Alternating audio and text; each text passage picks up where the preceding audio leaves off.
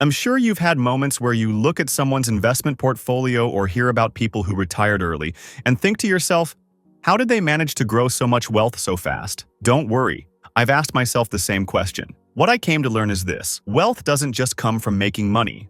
It comes from protecting the money you could have invested. And for most people, the number one thing preventing their money from growing is early, unnecessary expenses. So let's break down exactly how early spending destroys your compound interest before it even begins, and what you can do so you don't fall into this trap. The truth is that early spending destroys compound interest before it even has the chance to work for you. And the hardest part about this reality is that nothing about early spending feels dramatic or dangerous in the moment. You buy a new phone. You go on a weekend trip. You upgrade your car after a raise. Maybe you convince yourself you deserve nicer clothes or more nights out. All of these choices feel normal. Some even feel like progress or rewards. But these early decisions come with a silent cost. A cost so invisible that it never feels painful until years later. This is the hidden financial danger most people never see. The money you never invested is the biggest financial loss you will ever experience.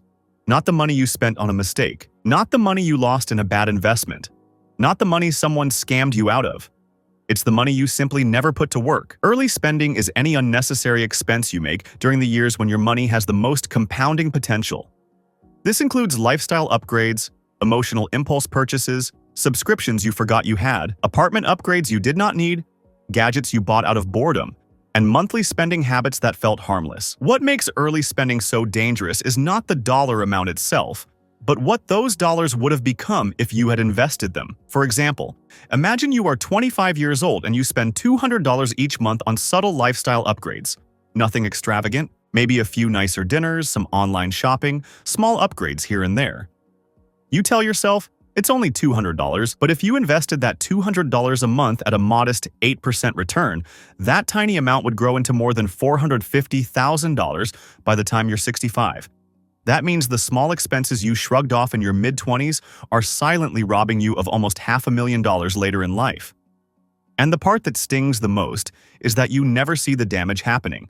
There's no alert, no warning, no notification telling you what you lost. It's invisible, which is exactly why most people underestimate it. When you start to understand this, you begin connecting the dots to purchases you made in your early adulthood. The months when you earned money but didn't invest any of it. The years where compounding could have been working for you but wasn't. You start to realize the real danger isn't the money you spent, it's the time you lost. Because unlike money, time is the one thing compounding requires that you can never replace.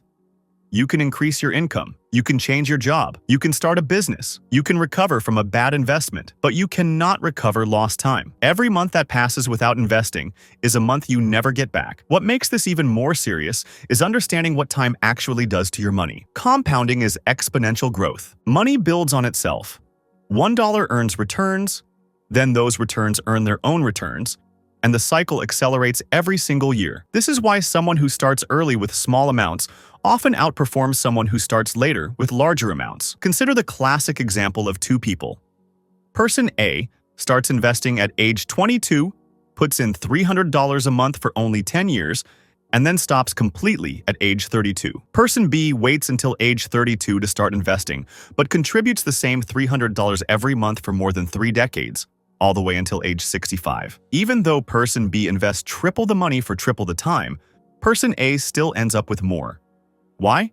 Because Person A gave compounding the one thing it needs more than anything else: time. This example is so powerful that it almost feels unbelievable, but it demonstrates the fundamental truth behind wealth building. Early dollars are worth far more than late dollars. Early contributions grow longer, multiply faster, and create a foundation that later contributions can never catch up to. This is why early spending is so destructive. It doesn't just take money away from your present, it takes away money from your future that could have grown for decades. But if compounding is so powerful, why do most people fail to benefit from it? The answer lies in something almost everyone struggles with: lifestyle creep. Lifestyle creep is one of the most dangerous financial patterns you can fall into.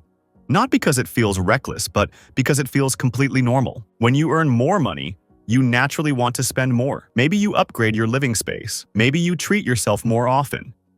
Maybe you start buying things that were previously out of reach, not because you truly need them, but because they now feel affordable. This subtle shift absorbs every new dollar of income before you ever get the chance to invest it. Imagine receiving a $400 monthly raise. That raise, invested from age 25 to 65, becomes more than $875,000. But if you use that raise to move into a slightly nicer apartment, its future value becomes zero. No wealth created, no compounding, no long-term benefit. The money is simply gone. Lifestyle creep is dangerous because it disguises itself as progress.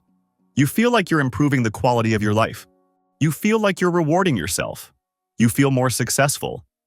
But financially, lifestyle creep eliminates the exact money that would have built your future wealth. This doesn't mean you must live in deprivation.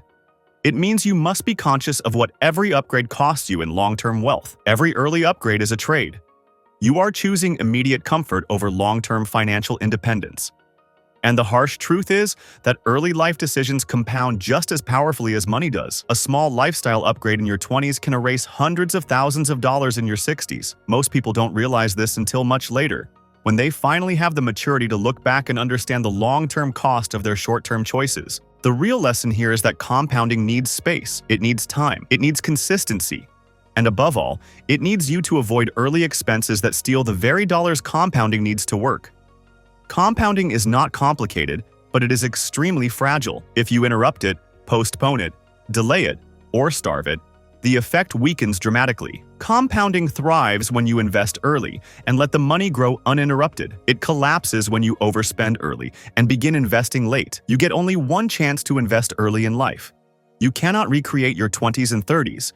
You cannot rebuild the missing decades. And this is why the people who appear to have built wealth quickly are usually the people who simply controlled their early spending long enough for compounding to take over. If you reduce unnecessary expenses, avoid early lifestyle upgrades, live below your income for just a few key years, and automate even small investments consistently, you give compounding the conditions it needs to build real wealth for you. And once compounding begins working, everything becomes easier. Saving becomes easier, investing becomes easier.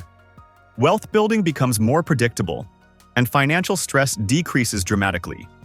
Most people wait too long to start, and by the time they realize the importance of early investing, their most valuable years have already passed.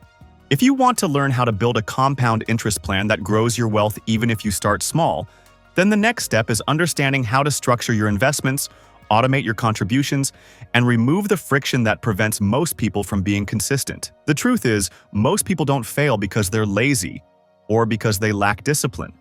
They fail because their financial system relies entirely on willpower. When your investing strategy is built on emotion, motivation, or remembering to transfer money manually each month, it becomes fragile. One bad week, one unexpected expense, or one stressful month at work can completely knock you off track. That's why the goal isn't to rely on self-control, but to design a system that keeps working even on the days you don't feel like thinking about money at all. This is where automation becomes your greatest advantage. When a portion of your income flows into your investments before you ever see it in your bank account, compounding starts happening quietly in the background, without effort, without stress, and without constant decision-making. And once you pair consistent contributions with the right investment structure, whether that's index funds, retirement accounts, or simple recurring deposits, you eliminate the biggest barrier to long-term wealth: inconsistency. What begins as a small monthly amount turns into a long-term financial engine because your system does the heavy lifting for you. So when you're ready to take the next step and build a compound interest blueprint that removes guesswork and creates unstoppable momentum, click on the next video and let's build that foundation together.